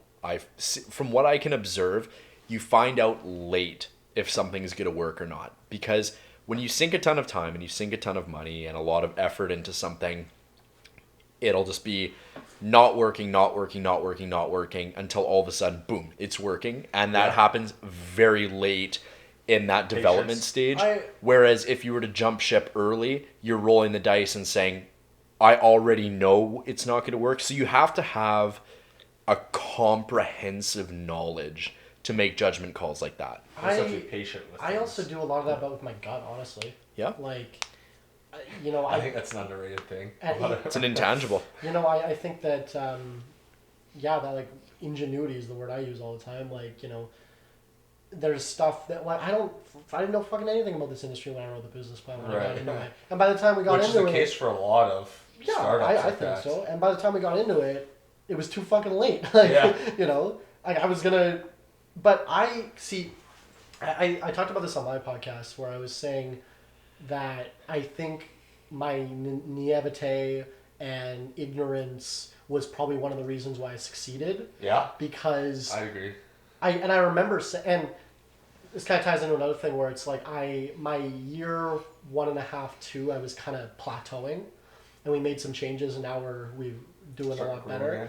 But it was like I wasn't taking risks anymore to expand because I guess I was scared of losing what I had. Because I remember saying to myself when I started, I'm like, I was fucking homeless. I'll go back to being homeless. I don't give a shit. I risked everything, and I just fucking did it, and it worked. Yeah. But as soon as I started hiring people and I started having it's like I stopped giving that kind of like risk everything mentality. Yeah. So I'm trying to get more back into Into it. More calculated. Yeah. Definitely less kind of leap of faith wise, but. You know what? There's something that ties into this directly. I don't know if either of you guys ever watch or listen to or consume any Gary Vee content online. Yeah. Most people have heard of him or know of him. If Gary Vee on Instagram, Facebook, YouTube, or everything like that. Can't seem familiar. So he actually, Wine Library TV was his big thing to start off with, ironically enough. His parents owned a wine store. Right, in New Jersey. He was a Russian immigrant when he was 3 years old. Yeah, Belarus, the former Soviet Union. And basically his dad bought a wine store after working in it for years and years. And they were doing $3 million a year in sales. And he's talked about a lot with like 10% profit margin on it.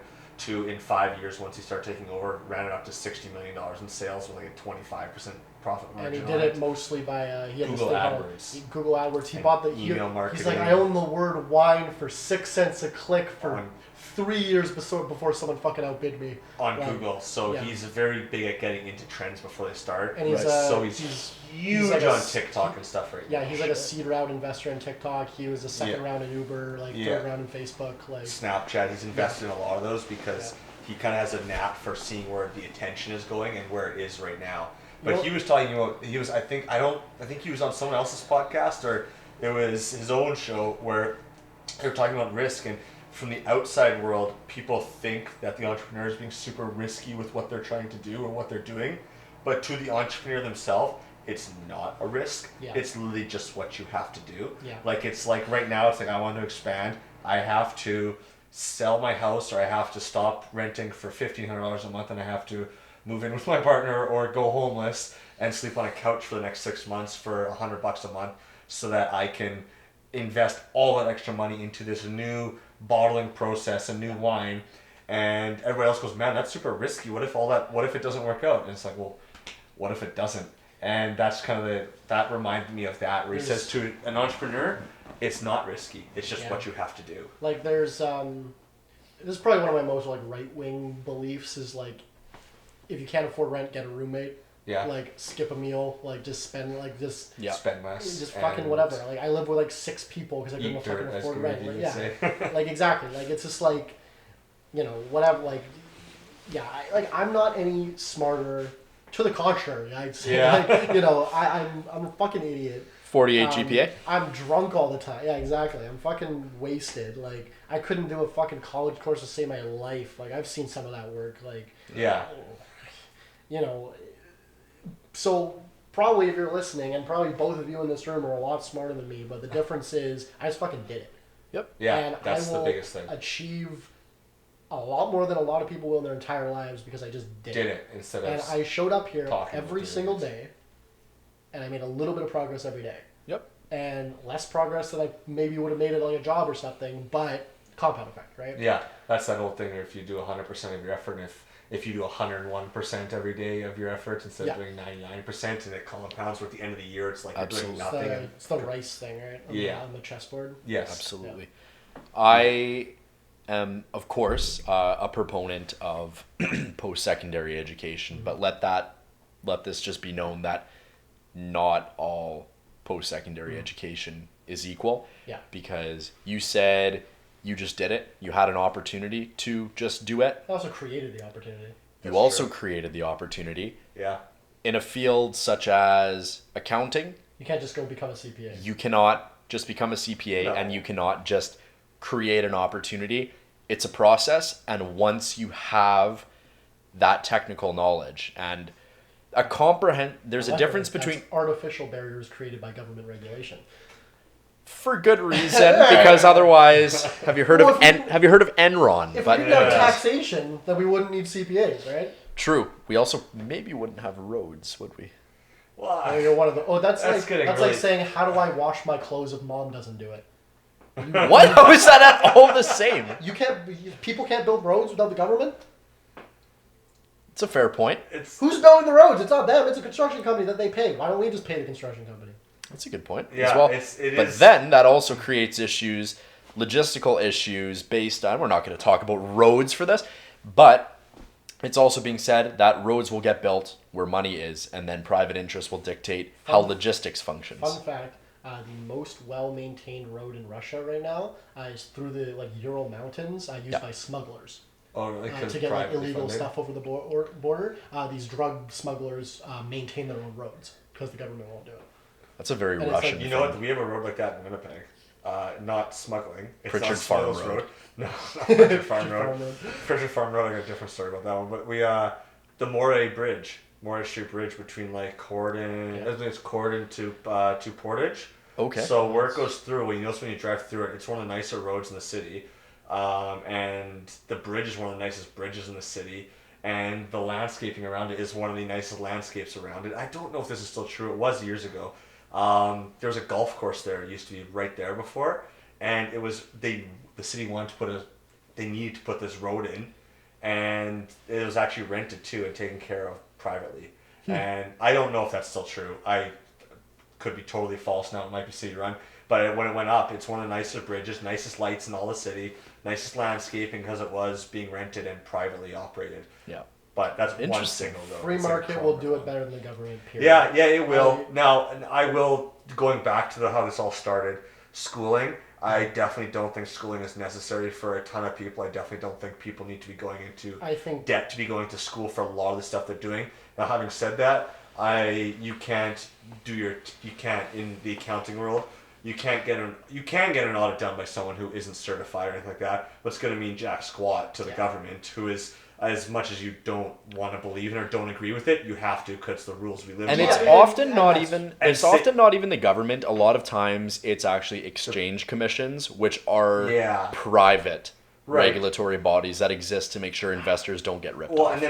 and also going to schooling, I'd hate to walk into a surgery room and be having open heart surgery. The dude's like, pass me the what's it called again? And they're on Like- YouTube watching a video on how to do open heart Yeah, surgery. exactly. Like, certain things you need the schooling for. There's- Opening a winery, you don't need schooling for. There's obviously things, but like I would say that not only is school, I think, not useful in the real world for a lot of things. I would go even further and say it's a detriment.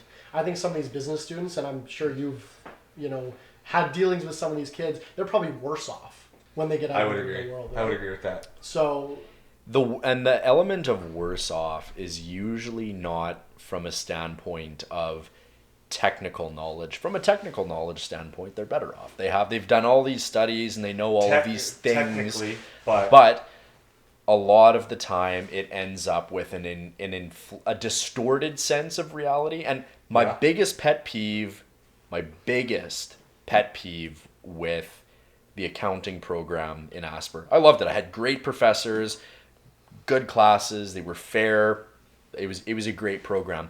But my biggest pet peeve with it was the case studies and the application of what you learned was so impractical because every situation was you're the controller of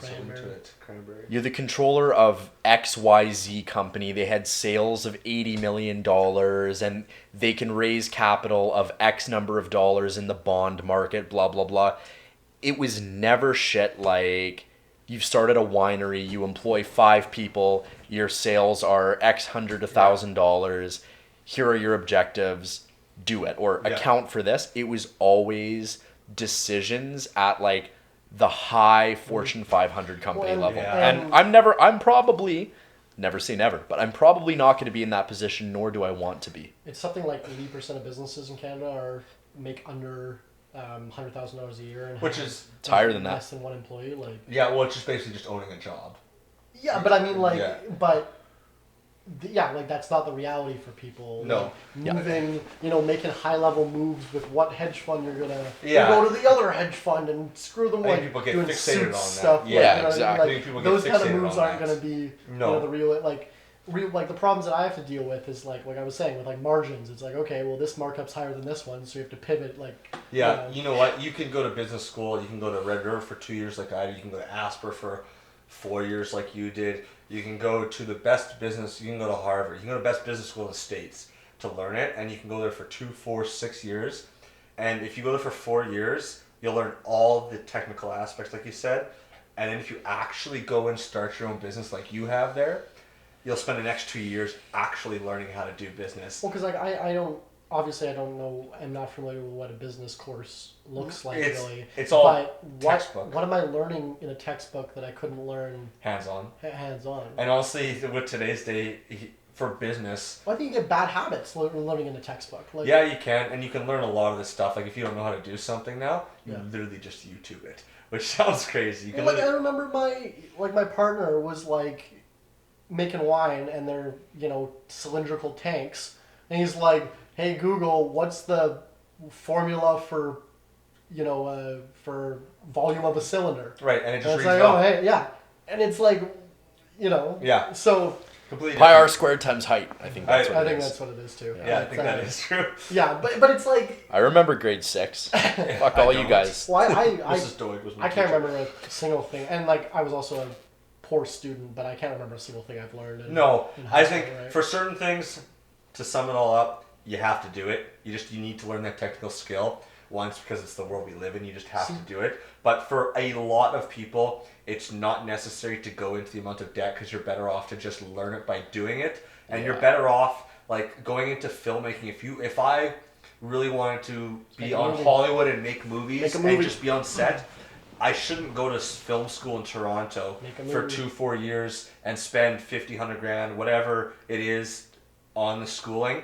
I should literally just go down to LA and start going to every office, emailing every potential person that works there. And if you email and you drop off and talk to a couple thousand people, one of them will give you a shot as a grip on set somewhere. And you'll learn more in a year filming as a grip, literally just adjusting lighting and carrying the tripods for people, than you will going to film school for 4 years. Want to see what you were just said before that when you said like this is just how we have to do it because whatever.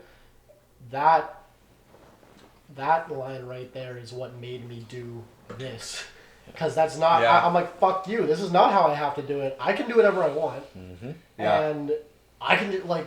There's no. Like that was my mentality then. That's probably my mentality now. Is laws don't apply to me, rules don't apply to me. I can do whatever I want. Yeah.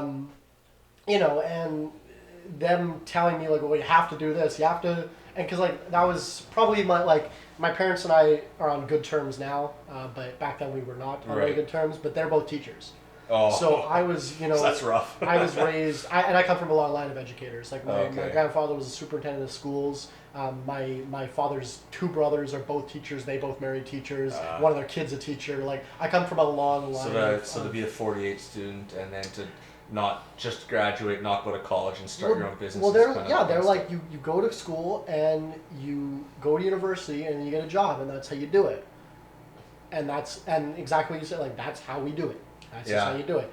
And I guess I was Not how fucking you have to do it. bumped that into my head so long, and instead of ingraining it to do it, it made me want to go the opposite. Yeah, Right? totally. Whatever it is. So basically, there's like this situation. I can't remember where it was, but I saw this on Reddit, and it was an article. It got redirected to like the Washington Post or something. I don't know. So it was journalism credibility, say what you will. But there was a kid in some super socialist country like Denmark or something like that, which would be cool to visit. But I mean, like I wouldn't want to live there. Who wants to pay 70% tax? But anyways, this kid had like a lemonade stand, or they were selling cookies or something. I don't even remember what I had for breakfast today. Like I don't even remember the details of this art. Oh, I didn't eat breakfast because I do intermittent fasting. Intermittent fasting. Whatever that is. So do I, but because I'm poor, not because I'm. Oh, I see. So it's not a lifestyle. Oh, it's still a It's a lifestyle. lifestyle. It's a necessary It's the lifestyle. entrepreneurial lifestyle. Yeah, Just eat a ton of ramen. But anyways, you cut that out. it's vegan. Yeah, it's So great. I'm a vegan intermittent fasting. Like You're right with it. just because I That's- eat only ramen and I can only afford one meal a day. So That's some galaxy like level brain Yeah, shit. that right is a there. lot right there.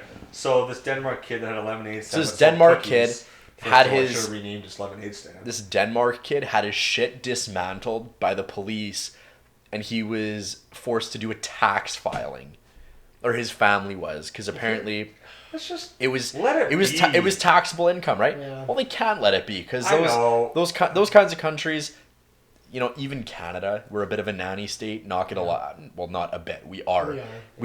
We've got our hands. Our government has their hands in so much shit. I pay 50% of my alcohol. They Yeah. make more money than I do. Yeah, Like, which is nuts. yeah. This It is is also crazy. very good. Which one was this? That's our tropical sangria. So that's Oh, the yeah. peach pear pineapple. Yeah. I could just feel the estrogen getting absorbed into my body. But it's good. It's delicious, man. It's delicious. This is like the one time where you can, when you all the guys want to have those fruity drinks because they look and sound delicious. tastes good, but like right? you can't go to a bar and be like, can I get a sangria, please? If it was socially acceptable, I would be like ripping peach bellinis all the time. I would rip peach bellinis all the time. Fuck, man. That's I don't know, fuck. Stop just caring about breaking- what people think about you, Daniel. you're just breaking barriers. I'll take another All you 19. Daniels care about what people think. I'll take another disgustingly hoppy beer, or I want to Instead of- vomit in my mouth a little bit. But I gotta look cool, so give me the hoppiest Gotta be in stuff the you got. in crowd. And then Exactly. anyway, lemon. Yeah, okay, no. So and then after that, I had a freelance videography business where I was making a ton of my money. My little brother used to play like football and hockey and stuff. Yeah. So what I Okay. used to do was film the games and then I'd edit together like TSN style highlight reels of like Oh, that's everything sick. that went on, put music to it, burn them on DVDs, hawk them to parents for $20 a piece because I'm like, oh, your kid's in it. And so I did that for like 2-3 seasons. I was making like $2,000 a season, which is a lot when you're 14 years old. Right. So I bought like an iMac. I got like Nice. a camcorder, like a boom mic and shit, like with all this, reinvesting it. And then I lived on that money for a while when I was, between getting kicked out of my parents' house and Starting and this. starting the business. But I never really had a job. Like I worked part time at a mini golf course on my cabin, like just in the summer. Where's when your I was, cabin? Victoria Beach. Okay. But nothing real. Nothing real. But I always just been kind of like I've bought and sold shit on Kijiji, like fucking just like. Dude, I mean, we talk about Gary Vee. Yeah, that's yeah. If you he's a did big that proponent stuff, of it's that. crazy. I used to make. Finish and I'll talk about this for a second quickly. I used to make probably $30-$50 a month selling smokes back to the. I'd bump because it was my house we were partying at, so they'd bum me smokes to be like, oh, thanks for the party, whatever. I don't smoke.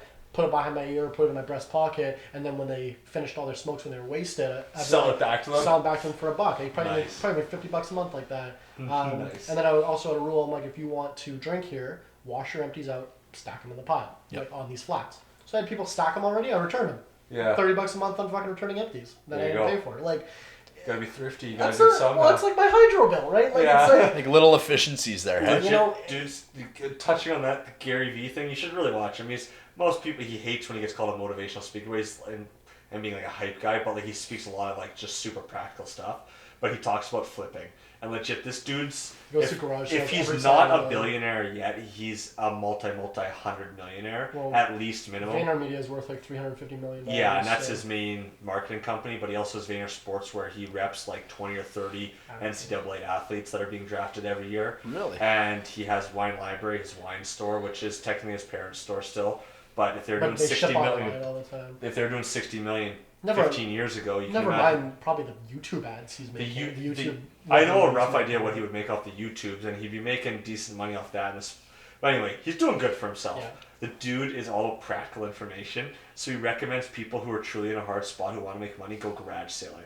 Literally go He on still- Craigslist he and still look, does it. and he has YouTube vlogs where he goes to garage sales, Trash Talk. He has a Yeah. series called Trash Talk. and he goes to a garage sale and buy like a box of coffee mugs for $4 for the box, Puts them and on then he eBay. goes home and takes pictures of them and uploads them to eBay and sells them each for like $3 to $10 each because they're a collector or there's something someone's looking for. Yeah. And he'll sell a box for $120 on eBay, but bought it for $4 at a garage sale in like Yeah. some rural town, New Jersey. And he does it with everything. He's like, I made $380 this weekend going garage sailing on a Saturday. Yeah. Where else do you make that kind of money? Well- and he's like, just go do it. And then he Yeah. has people come up to him in person like, yo, I made $14,000 in the past like 4 months garage sailing. Yeah. And he'll be like, That's that's nuts. super practical. And he's like, I always remember the one where he was in this like hotel lobby talking to these kids, telling exactly this. And he's like, "What's your fucking excuse?" He's like, "You don't have a car." He's like, "Go, find a free table on a fucking on Craigslist. Go and get it on the bus. Sit on the and he's in a hotel lobby. So Yeah. he picks up this table. Yeah. He's like, sit on the bus like this, and it's like, whatever, and then sell it for $20. Take a And- picture and sell it for $10, $20, Yeah. whatever you can get. That's $20 you didn't have. Yeah. How long did it take you to do that? And he's a like, couple hours. Well, and then Perfect. His thing's always like, what else were you doing? He's Yeah. like, instead of fucking watching Netflix, Yeah. do that for an hour. Yeah, Like, it's pretty funny and it's so It's- practical. it's so- yeah, it's so it seems so dumb and so simple, but like it works. Well, people I think underestimate, like just like I was talking about with like selling smokes or returning empties. It's like, well, they're like, well, it's only $30. Why would I do that? Yeah, Right? well, But it adds up. absolutely adds up, and I'm a big proponent of if you made profit, you made profit. Yeah. Right? And there's $360 a year. well, there's an argument to be made that like at a certain point, like for instance, like some of the low leverage activities that I could be doing, like my time is better spent Yeah. doing something else. But if you're just fucking playing Xbox anyway, Yeah. you may as well just go make $5, right? Like Yeah. whatever. What's your time fucking worth? Yeah. Exactly. Totally went off on a huge tangent there, but whatever. But I yeah, liked it. I don't know. I was I don't even know when we started that on. I was just, I guess, like always kind of an entrepreneur, and I was always a shit disturber, and I just like They usually are. my biggest story that got suspended for the longest for was The grade, longest for. grade 11, I think. They were having like a charity bar. It wasn't charity. It was a barbecue raising money for fucking like student council. Nerds. Bunch yeah, of well, nerds, exactly. man. So The furnace was at it. I set up a barbecue across the street and gave out hot dogs for free. Why? There was no monetary value in that. I don't know. Well, they were selling hot dogs for like $5. Fuck them. But I had been home from school. It was a half day. We didn't have to stay for their carnival thing. So I'd already been home from school. I was outside their jurisdiction. I was on city property. Mm-hmm. I had printed out from the Winnipeg Fire Department the section that says you can absolutely legally barbecue on boulevards. Mm-hmm. I had that in my pocket, and I displayed it when questioned. Yeah, we just rolled up with a barbecue and started cooking and giving away. And I had a sign that said free bar. They had like $2 barbecue. I'm like, free barbecue. That's just I was, to screw and, 'em. and, fuck 'em. And then like so kids were coming over hanging out. One guy pulled up his car, started playing music. I don't even know these kids. They're just Yeah. like doing whatever, right? And so like some teacher comes out and is like, "You gotta pack up, leave." We're like, "No, like Yeah. I'm not on. What am I doing wrong, right? I'm not on school property. Like, no, you can't." So she leaves. Vice principal comes out. He's like, "You gotta leave." We're like, "No, we're not doing anything wrong." He leaves. Principal comes out. He's like, "You gotta fucking leave." We're like, "No." He's like, "Okay, you're suspended then." And I'm like, "Okay, well," and he's like, "Now leave." He's like, "Well, I'm not gonna leave. You just suspended me." Like, he's like, "Come into my office." We're like, "No, I can't go to school property. You just suspended me." I got sales. I but gotta work then- the booth here. At my readmittance meeting, they made it very clear that I was suspended for insubordination, not for breaking a school rule. Which is the equivalent in my mind of getting arrested for just resisting arrest. Right? Like, how the fuck are you suspending me for not doing anything except not doing it? Like, you know what I mean? Like, Yeah. So that was one of my first, or I guess last, that was like one of the final, like, I have no faith in this Straws, system. This system has failed me. Like, The ethics behind giving free hot dogs to thwart a fundraiser, though, like, I get it. Like, they suspended you. It was ridiculous that they suspended you. But fuck, man, like, if it was charity, like, I'd man, be like, my kid's on student council. I'm like, oh, I want them to your do kid. some fundraising. Fuck your kid. And My fucking kid sells- Willows is selling hot dogs across the street. my kid sells drugs to your honor roll students, so fuck off. Like, My you know, honor roll student would never do drugs. What are you talking Yeah, about? keep thinking like that, buddy. No, I fuck them. Like, they gotta learn the market and real life, and I had a better barbecue. And, Timmy's a saint. and the market said that My barbecue was better. pop-up shop across the street did better. Yeah, the market Sorry, decided, guys. and these kids gotta fucking learn. And they're probably part of the student council or whatever in fucking Asper right now, or U of M right now. Making Bunch of nerds, honestly. Yeah, like, you know, and they're doing the same shit. And I had a bigger gripe with the Asper Student Council than I legitimately did with my high school student council. But Yeah. that's a whole other discussion. I didn't go to Yeah. high school enough to, like, get No. into problems with them, so. I didn't have You're a good problems. student? It was just something academically, yeah. Yeah. And I was involved in Football sports. team as well, yeah. I was Yeah. average. Once I realized I really didn't care about it and didn't totally need what I was learning, it really, like, not like I failed. Like, I was like a C's to B student by the time grade 10, 11, 12 came around, but like middle school, grade 9 and stuff was like A's, A plus and stuff like that. Then once I started realizing none of this was really gonna be useful for what I wanted to be doing in life, I really started slacking off. Like, and even in college, which you pay to go to and I went to, I took out what I wanted to get out of it. So I passed everything, Yeah. but I had a low GPA because I'd rather play intramural. You know floor what's hockey really- than go to economics. You know what's really interesting though, is that CPA in a sense, like, so I'm obviously, like, I'm going through the professional program to become a CPA. Like, you don't become a CPA after you just get your commerce degree.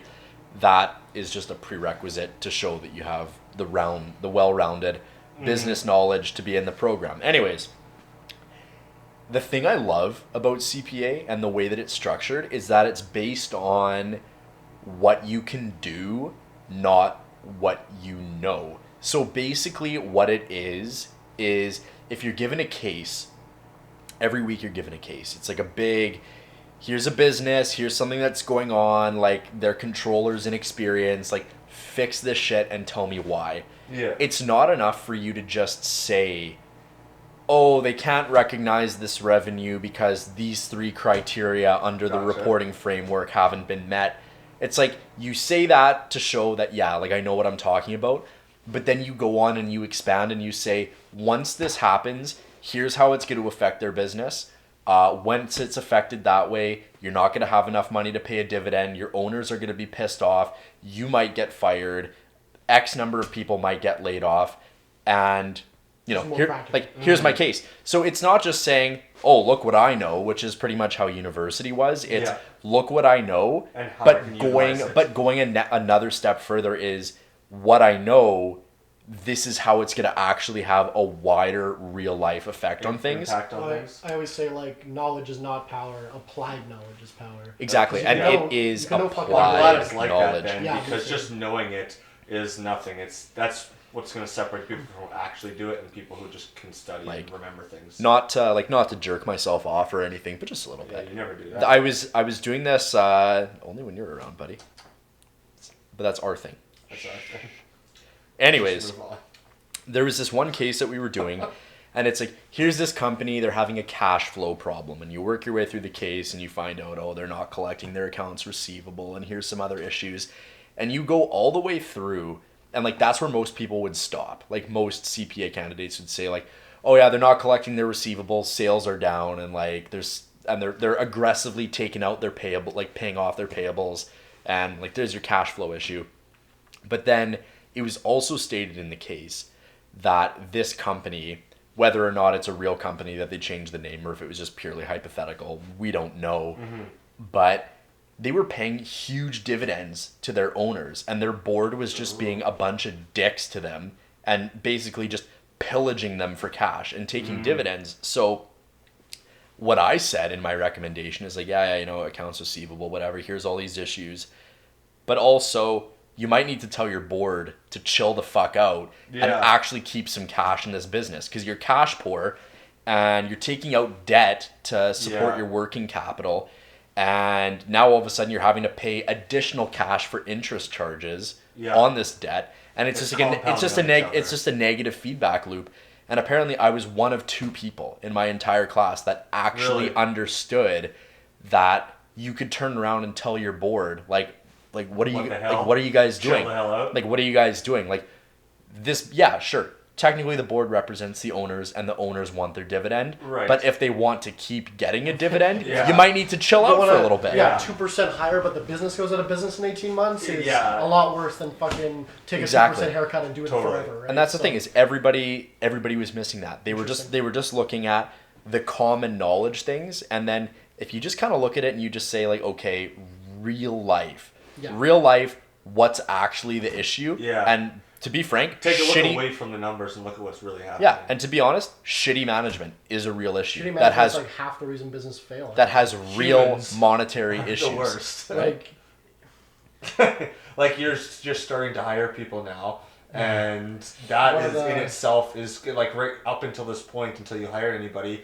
you had no issues staffing because you didn't have staff, which is fine. You could manage everything. But if you really want to scale and get bigger, you have to hire people and you have to trust them to do what they're going to do. Are they going to do it as good as you? No, they're not. Are they going to care as much? No, they're not. And that's so tough to let go of. And the more you have to deal with it, I deal with hiring and firing and staffing for us. And it is the biggest issue ever, dealing with this person doesn't want to work with this person. You got to hire people here, but this person doesn't do this when they work, so we got. Whenever you hire and delegate, the agency problem is super real. It's the because biggest. then you need managers to watch your managers to make sure that they're looking after your best interests. Presenting jobs, And then you need managers to manage those managers, and it's like, holy shit. My guy doing sales and promotions, he mainly does samplings and stuff like that.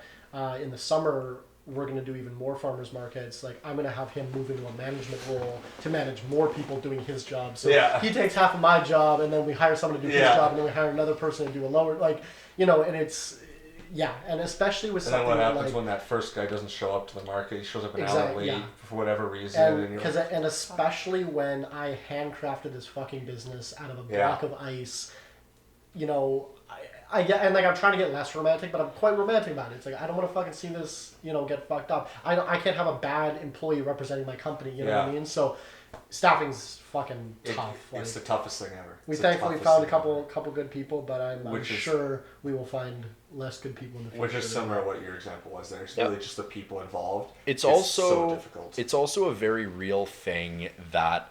So there's two types of company structures. There's like the bureaucracy where you have a clear chain of command, and then there's also flat. And flat is where, you know, you have a small number of people at the top that have maybe founded or are the principal officers in the company. Right? And then you have these individuals at a lower level, and there's a wide spread of them, and they're kind of they're highly competent, or they're supposed to be highly competent individuals. This kind of business only works if you have type A go-getters, intelligent people, and they kind of govern themselves, and their objective is just, here's what you're supposed to do, just get your shit done by any means necessary that is obviously not illegal and won't ruin this company. But it's like, get it done. You have a lot of agency over your own decisions. Just get results. My friend Tyler, my co-host of my podcast, he's in real estate investing. Yeah. And that's how their structure is. Yep. It's like these people do rentals, these people do flips, these people do investing, finding, and it's like departments of two, and everyone's with more segmentation, they got way more efficiency because everyone's just kind of.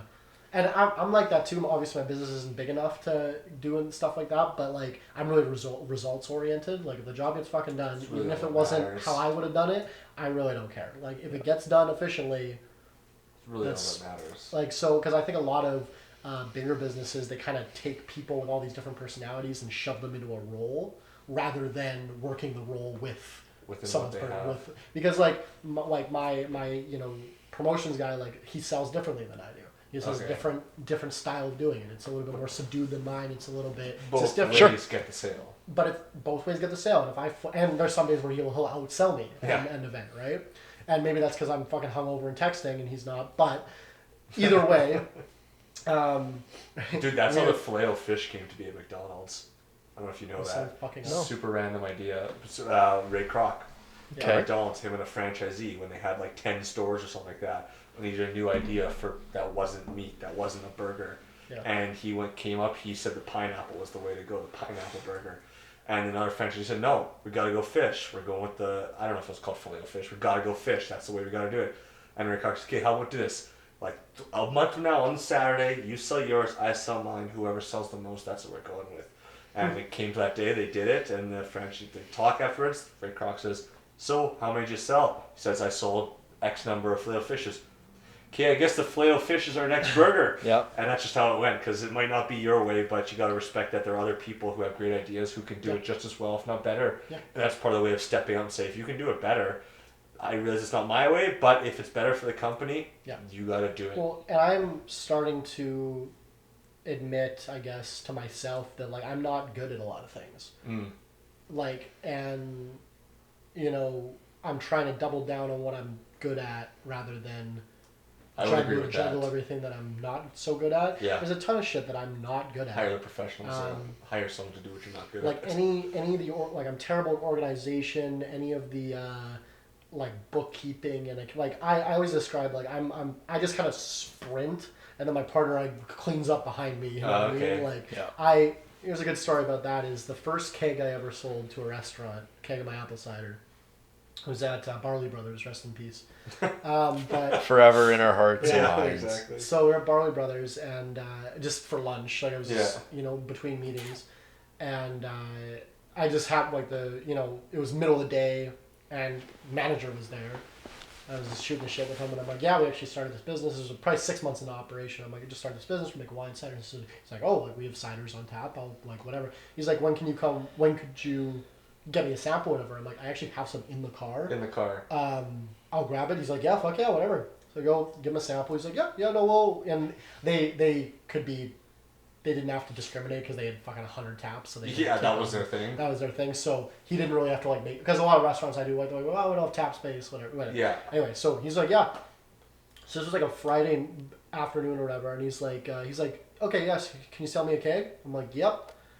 And he's like, there's like a Bomber game that night. He's like, can you get it before the game? I'm like, yep. Yeah. He's like, perfect. I'm like, perfect. Walk out. Now keep in mind, we do not have kegs. No. Yeah. We do not have a system to fill kegs. We have never done this before. No. I just knew it was possible. And You we have an were afternoon to figure it out, though. So I call my partner and I'm like, get to the brew supply store now. He's like, what? I'm like, I just sold a keg. He's like, we don't have kegs. I'm like, exactly. Well, we better Get to the store. one now. So he runs, gets one. We get the little system, spend the $50 or whatever, fill it up, and then I don't think we cracked bottles. There was one time where we had to like uncork bottles to like fill up something, but I don't think we did that for that one. But yeah, filled it up, and then 5 hours later brought it back and sold it to him. So first keg I ever sold, we didn't even have it. That's awesome. Right? That's And a great that's- story. And that's That's how I awesome. kind of run this business. Is like I'm just like we'll figure it out. Like Yeah. it's like Yeah. yeah. I I'm totally not agree. I'm not a planner at all. Yeah. Like I Let it be known. Yeah, that's a great story. I love that. That's kind of how entrepreneurship goes. I don't. Yeah. How's your wine doing over there? Yeah, I think maybe we should get another top up. Another top up? Let's do it. Yeah. All right. Anyways, Shrugging Doctor, ladies and gentlemen. Yeah, we'll call it here. We're gonna go grab some more wines, but we're gonna wrap it up right here. This was great. yeah. Thanks for having Awesome. us. At Vote for Willows. Vote Right. Willows. Vote Willows. VOTEWILLOWS. That's on everything. Instagram, Facebook, Snapchat, Yeah. Twitter, YouTube. If you need a keg, I think they have them now. They have them. We're doing a little bit better. Yeah. Yeah. And then follow the winery Shrug Doc SHRUGDOC. Shrugging sure. Doctor. Just Google that. It's Twitter, Instagram, Facebook. Promo code. What's up? What's up? But, yeah. I'll soak a commission for every keg I sell. Perfect. Anyways, thank you. See you guys. I'm at my prime.